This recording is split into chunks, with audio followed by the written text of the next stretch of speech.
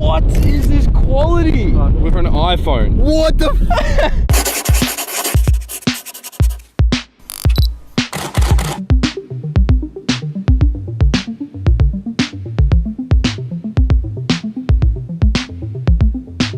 Hey, what's going on? Hope you're having a great day today. If you're not having a great day, then today I'm gonna bring you back to Dubai. So on the third last day of the trip, we ended up going to this really cool underground garage. I don't think we were actually allowed to be in there. I think that the security just assumed that we were legit because we had all this camera gear and everything. These cars are insane. And I'm not really into cars, like I don't really care about them that much. There's a few cars that I really love, like McLarens and like Lamborghinis and stuff, but I do really like the G-Wagon. And like a lot of people have like mixed opinions about it. Like it looks like just a box, but I reckon it's kind of cool. Dude, imagine if we could do like a photo shoot with like this car and like... Man, that would be insane.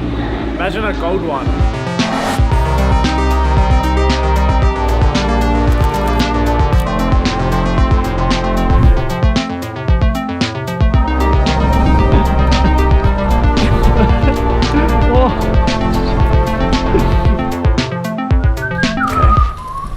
It feels like I only go. I need you to wear this. What? It's a bit of surprise. It's not kinky. You recording? I've never been surprised like this Take a before. couple. Let's go. Oh my god. Guys, I don't know where I'm going. Watch the door. Actually, genuinely scary. Straight out. High five. Yeah, we laugh at the fact that I have a blindfold on. When I get out of this elevator, who's gonna be in front of me? Is there gonna be a random person? Take off your blindfold. Ready? 3, 2, 1. What? Turn around. What? Turn around. What do you mean? My brain is not even working right now. We're driving this. Yeah. Bro, this is not... Oh my god. What?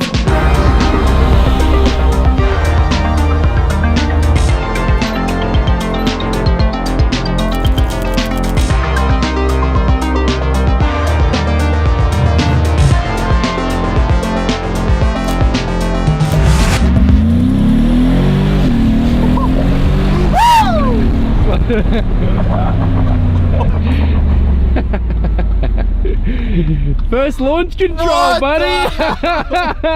So Mike and Liam ended up having this idea of taking that G-Wagon out to the desert and getting like a drone shot of that with like the whole city of Dubai in the background. It would just be an amazing shot. If there's one more shot that we can get here in Dubai, that would be the shot. Tony and Mick and like the other guys, they ended up taking the G-Wagon out because they're the ones that actually like rented it out kind of thing. So that's completely fair enough. I was crying on the inside, but anyway, we ended up driving the normal car out.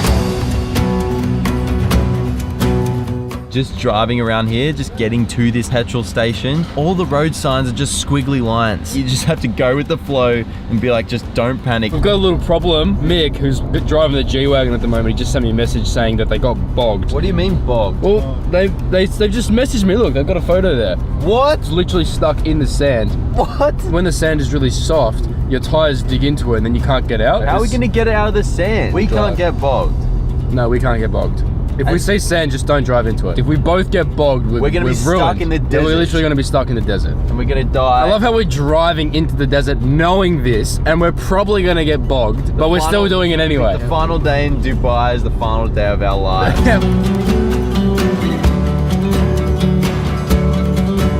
What?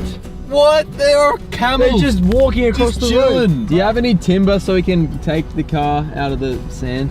Look at them, they've driven completely off-road. How did you do that? How did you guys do that? What do you mean you don't know? What? Like, the sand getting in my tried to face. go slowly, and then next thing we're like, oh fuck. What? Sand's just like blowing in my eyes.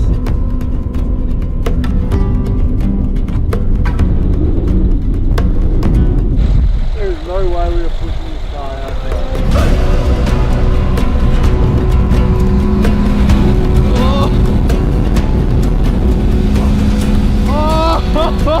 What? No way!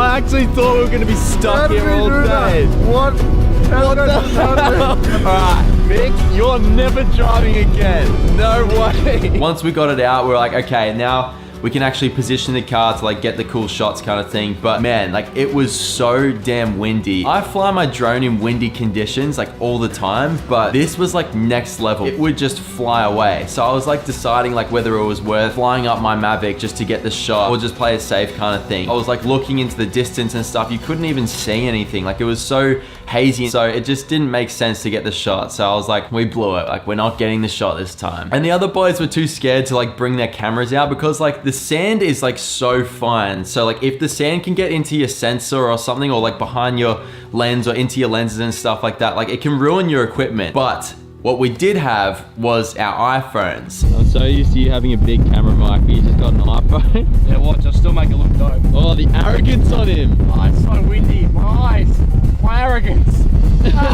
My arrogance. My insecurities. You're literally doing this just to get a good angle. Maybe. Yeah, and then you fall through the top. Well, right there actually where you were, yeah. The wind like blows it like it's a flag, and that like adds a lot to the photo because it adds movement in the photo. Yeah, all right. I just sneezed inside this. Yeah, oh, you got snot all over your lips. Your dumb thick lips. Fuck off.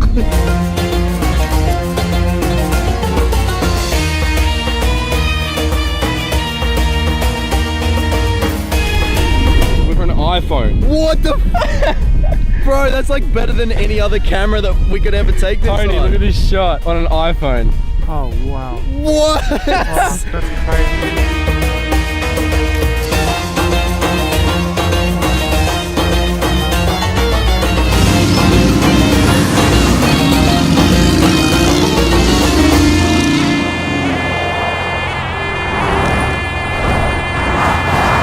Getting photos in front of a G-Wagon in the desert, especially when the G-Wagon isn't even yours, it's like rented out, and it's just like a big fake flex. And so at the end of the day, I am guilty because I ended up getting a photo in front of it. I thought it was cool at the time, but then I was like, looking back on it now, it's pretty cringe. Like, ugh. Either way, like looking back on the photos for an iPhone, once again, these photos are absolutely unreal. It also like really does come down to the composition, like the way that we position the iPhone. The iPhone was like really close to the ground, so that like with this shot in particular, this one of me, you have those leading lines of the lines on the road that like come towards the lens, and that line is like drawn towards me. So the viewer's eye is literally drawn from the bottom of the frame towards me and the G-Wagon. And the clouds in the background are really good for filling up the rest of the frame. Also, the fact that it was windy, it just creates this really fine sort of like sand line sort of thing that goes like across the ground, which was really cool. And next time when I go out to the desert, I would make sure that I have like some weather resistant stuff to like stop the sand and stuff from getting in the camera, because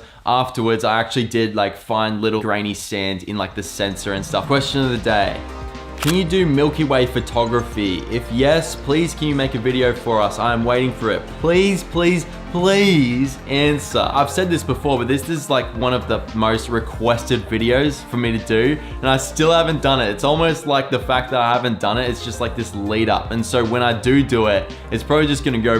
This year's just been ridiculous, as you know, with like traveling. I've been to Japan, Dubai, New York. I'm going to Sweden in a week from now, and like it's crazy. So when I actually get back to Melbourne, then I can plan out videos like this and I can execute for you. And anyway, if you like this video, maybe consider liking and subscribing. It's up to you. You know what to do. It was awesome hanging out with you again, and I'll catch you next time.